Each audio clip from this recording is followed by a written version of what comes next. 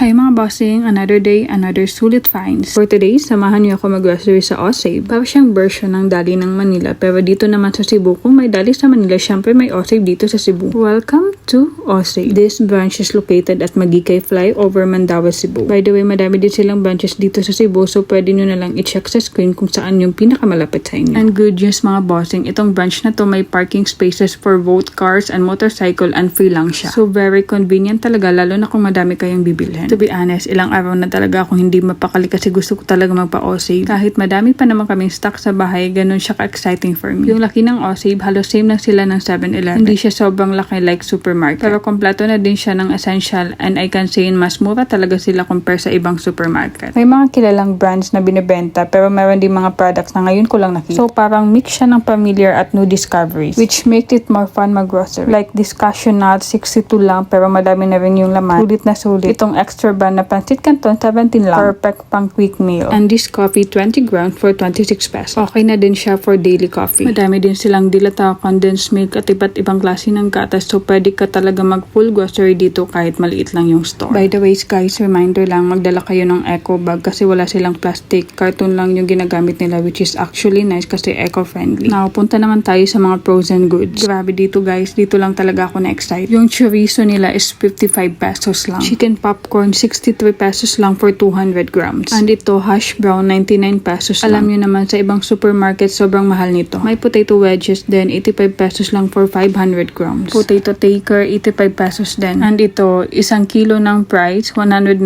pesos lang. Super sulit talaga. Meron din silang kikiam, 29 pesos lang. Squid balls, 34 pesos. Squid rings, 99 pesos lang for 500 grams. Ito pa, cream dory, 99 pesos lang for 1 kilo. Usually, sa ibang supermarket, nasa 150 pesos to or more. Yung hipon, 199 pesos lang for 500 grams. May mga frozen fish din sila and syempre, hindi mawawala yung frozen pork and chicken. Actually, may steak din sila dito. Yun sana yung bibilin ko kaso naubusan ako. Around 100 pesos lang yun. Moving on, meron din silang ibang essentials dito. Itong Coco Mama Nagata, 32 pesos lang. Mas mura siya ng peso compared sa iba. May mga pet essentials din sila and yes, meron din silang mga alak. Shoutout sa mga bossing na mahilig mag-inom. Itong Hello Wafer, 53.50 lang. And this 1 liter RC Cola, 32 pesos lang. This corned beef, 28 pesos lang. At madami pang iba. Sobrang dami yung pwedeng ma-discover dito. Good thing mga bossing kasi tumatanggap sila dito ng card payment, cash payment, and GCash payment. So overall, lahat ng nagastos namin umabot ng 745.65. And to be honest, madami kaming napamili. So if naghahanap kayo ng murang grocery na sulit at budget friendly, this place is perfect for you. Thank you for watching. See you in my next Sulit Finds adventure.